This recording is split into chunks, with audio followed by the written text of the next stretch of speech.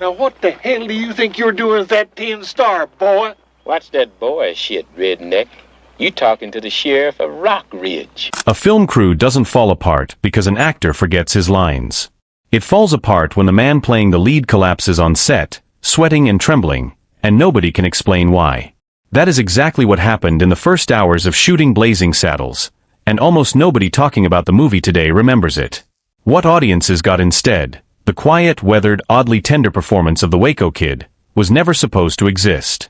It was born out of a crisis, a phone call, and a choice that Gene Wilder made almost instantly, without asking a single question about the part he was being handed. Before Mel Brooks ever pointed a camera at Gene Wilder in that jail cell, the role of the Waco Kid belonged to Gig Young.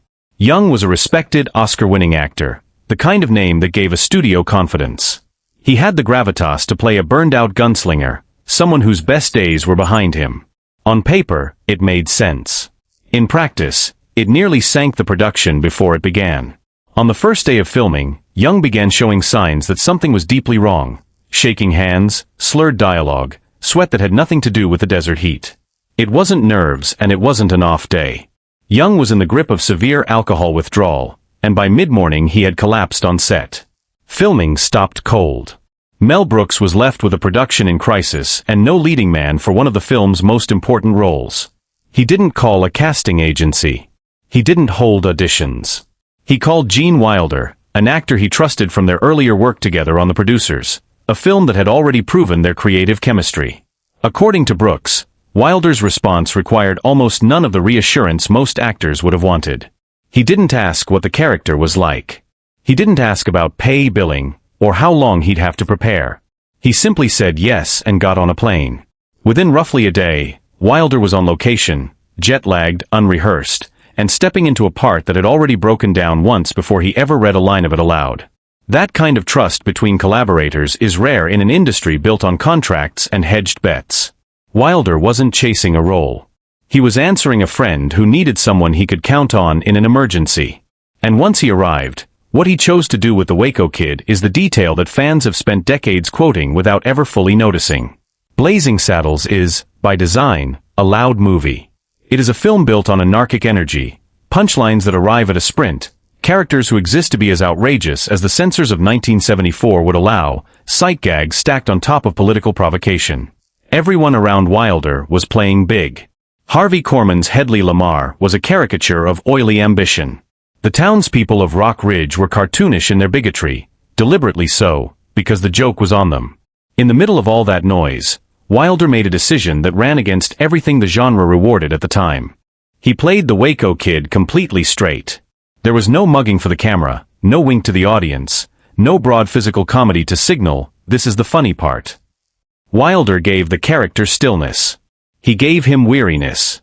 When the Waco Kid explains his shaking hands, when he describes losing his nerve after too many years and too many gunfights, Wilder delivered it not as a punchline setup, but as something closer to a confession. The laugh still landed, but it landed because of the contrast, because everything around him was chaos, and he was the only thing in the frame that felt real. Mel Brooks would later credit that quiet gravity as one of the things that gave the film its backbone, its counterweight to the surrounding absurdity. What makes this choice remarkable is that it wasn't a safe one. In a film where volume and speed were rewarded, an actor who slows everything down risks disappearing entirely. A lesser performer might have faded into the background, overshadowed by the film's louder, more obviously comedic characters. Wilder understood something that took real confidence to act on. Restraint reads as depth. Silence, timing, and a controlled, almost mournful tone gave the Waco Kid an interior life the script never explicitly wrote. Audiences weren't just laughing at his lines.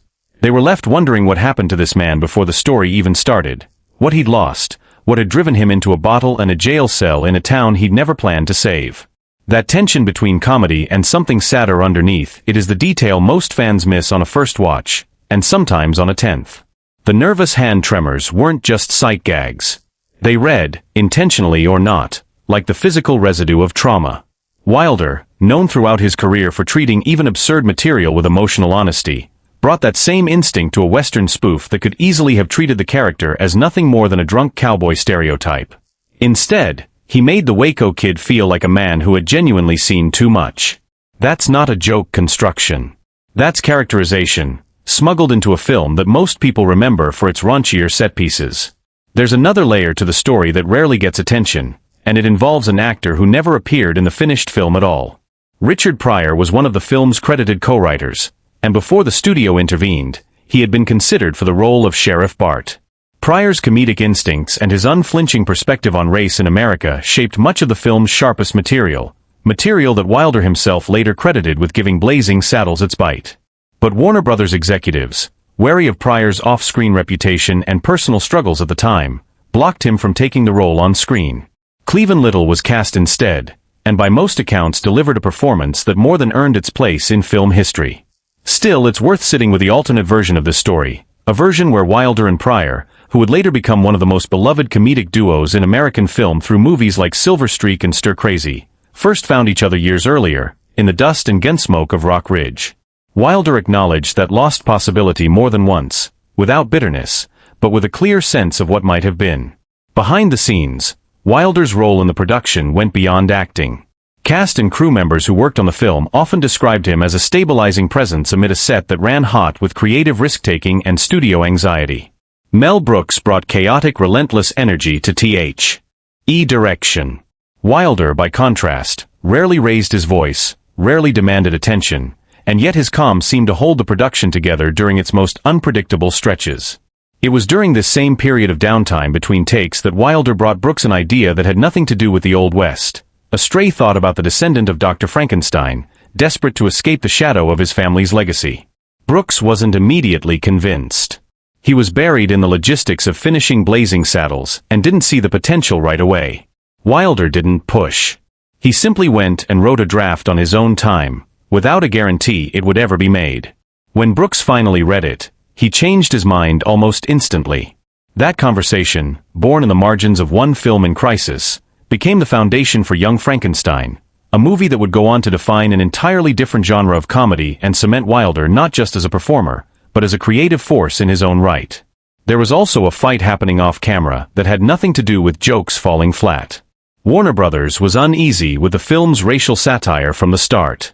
Studio memos pushed for toned-down language and the removal of scenes that confronted American racism too directly. Wilder wasn't a producer and had no formal authority over those decisions, but by most accounts, he quietly and consistently supported Brooks's refusal to sand down the film's edges. He understood that softening the satire would have gutted its purpose. The discomfort was the point. A cleaner, safer version of Blazing Saddles wouldn't have said anything at all. Even the process of shooting Wilder's scenes carried its own kind of chaos. His deadpan delivery was so unexpectedly funny that it repeatedly broke the concentration of everyone around him. Crew members have described takes ruined not by mistakes, but by uncontrollable laughter from camera operators and sound technicians who couldn't hold it together. Mel Brooks himself reportedly had to step away from set more than once because his own laughter was bleeding into the audio. The very thing that made Wilder's performance so effective, its stillness, its unexpected sincerity, was, ironically, the hardest thing on set to film cleanly. What remains, decades later, is a performance that has aged in a way few comedic roles from the era have. The louder characters in Blazing Saddles still get quoted and laughed at, but it's Wilder's restraint that critics and historians increasingly point to as the film's emotional anchor. In 2006, the Library of Congress selected Blazing Saddles for preservation in the National Film Registry, recognizing it as culturally, historically, and aesthetically significant, a designation that rewards more than shock value or box office success. Wilder's work is part of why the film holds up as something more than a provocative comedy of its moment. It gave audiences a reason to feel something underneath the laughter, and that kind of layering doesn't happen by accident. Gene Wilder never framed any of this as a grand artistic statement.